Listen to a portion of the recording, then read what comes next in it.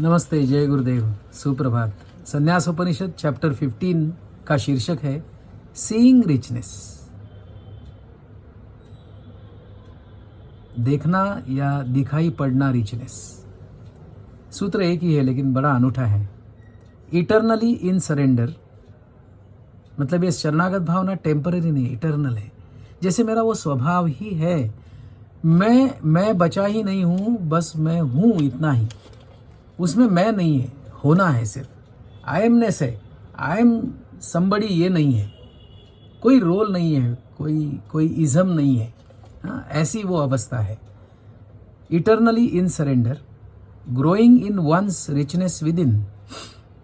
ये अंदर का अमीरी का अनुभव है, अंदर के अमीरी का रिचनेस का अनुभव है। उसमें ग्रो होना है, आगे बढ़ना है। और ऐसी अवस्था में वो क्या देखता है सन्यासी? He sees richness with out. अंदर से रिच है ना, उसे ही बाहर रिचनेस कहे, ऐश्वर्य कहे, ईश्वर कहे, ये सब दिखाई पड़ने लगता है। और एक बार सब जगह वही दिखने लगा तो क्या होगी अवस्था वो? क्या होगी वो अवस्था? फिर चैप्टर 16 कहता है, अगर इस अवस्था में कोई पहुंच गया, जीने लगा, तो उसका शीर्षक है शेयर्स। वो बांटता है, वो खुद के पास पकड़ के नहीं बैठता है।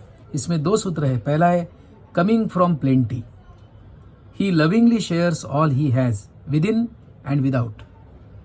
ये ऐसा जो वो परिपूर्ण होता है ना, तो ऑटोमेटिकली क्या होगा? प्याला भर गया तो वो बाहर बहने ही वाला है। तृप्ति की अभिव्यक्ति वो है। So coming from plenty, he comes from plentiness, fullness, abundance. So it is expression of that abundance.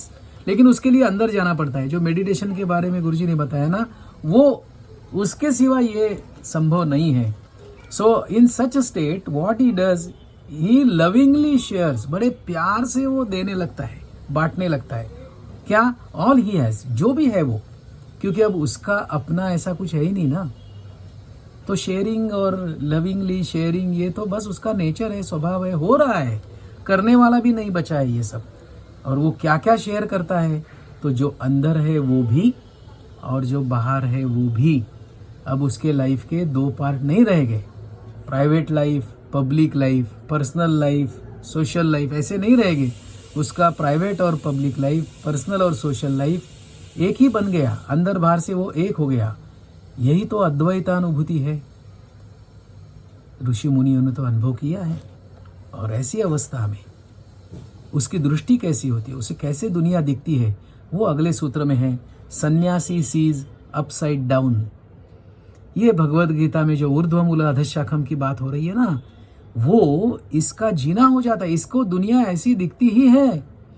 तो जो सिर्फ दुनिया को सच मानते हैं ना, उनके लिए ऐसे लोग उल्टे लगते हैं, शीर्षासन किए हुए लगते हैं। अरे ये क्या, अभी तो कमाने के दिन है, ये क्या दे रहा है, ये किस पीछे लगा है? अभी थोड़ी गीता पढ़नी है, अभी थोड़ी योगाभ्यास करना है, अभी थोड़ी सन्यास की बात होती है। ये तो सब आखिर में ये अज्ञानी लोगों का लक्षण है। सो वो उससे क्या होने लगता है? शेयरिंग होता है। Coming from plenty, he lovingly shares all he has with in and without.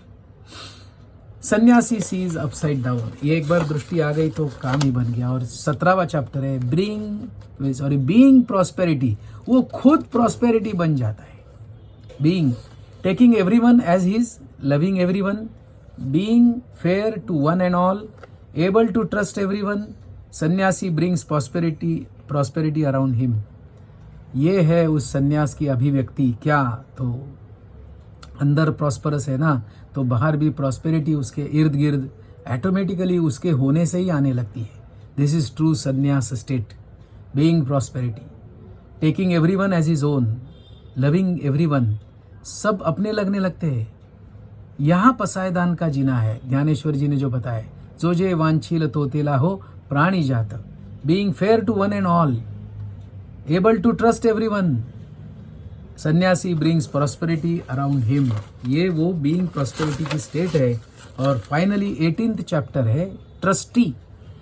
तो ये आदमी कैसे क्या बन जाता है? कीपिंग नथिंग एज हिज, अपना करके कुछ भी वो रखता नहीं है। सन्यासी becomes the trustee of everyone's wealth, health and growth, सभी की संपत्ति हो, उसका आरोग्य हो और उसकी ग्रोथ हो, उसका आगे बढ़ना हो, उसका प्रोग्रेस हो, ये सबका वो ट्रस्टी बनता है। तो ट्रस्टी का रोल क्या होता है? He takes care of these 3 things, everyone's health, wealth and growth. तो ये सही मायने में दूध का फाइनली घी बन जाना है, जो समाज के आहुति में, समाज कार्य में काम आता है।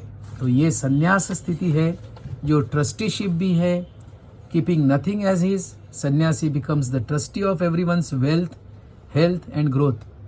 तो ट्रस्टी क्या करते हैं?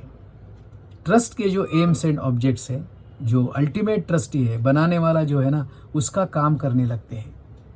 तो ये जो ईश्वर कार्य चल रहा है ना, ये वो कैरी फॉरवर्ड करते हैं खुद का एहसास न होते हुए। ये मैं कर रहा हूँ ऐसे नहीं, बस उनमें से ये हो जाता है क्योंकि वो ऐसे हो जाते हैं, वो ईश्वर हो जाते हैं कहो, वो एब्सोल्यूट हो जाते हैं कहो, वो परिपूर्ण हो जाते हैं कहो, नाम कुछ भी दो। इस परिपूर्णता का ही दूसरा नाम है, पूर्णत्व का ही नाम है संन्यास।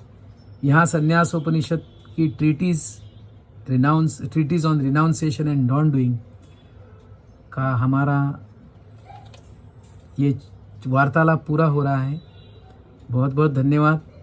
फिर से रिक्वेस्ट है कि साधना ही शायद रास्ता है। गुरु वो रास्ता दिखाता है, रास्ते पर चलाता है, लेकिन गुरु तब जिंदगी में आता है जब शरणागत भाव हो। तो शरणागत भाव से क्या नहीं मिल सकता है? ऐश्वर्य भी, संन्यास भी, दोनों के सारे राज इस शरणागत भाव में ही हमारे सामने खुलते हैं। और इससे क्या होता है? तो हमारी क्रिएटिविटी बहुत बढ़ती है, बहुत बढ़ती है। तो इस पर भी हम सोचेंगे, विचार करेंगे। और फिर से एक बार आप सभी को साधना के लिए शुभकामना। जय गुरुदेव।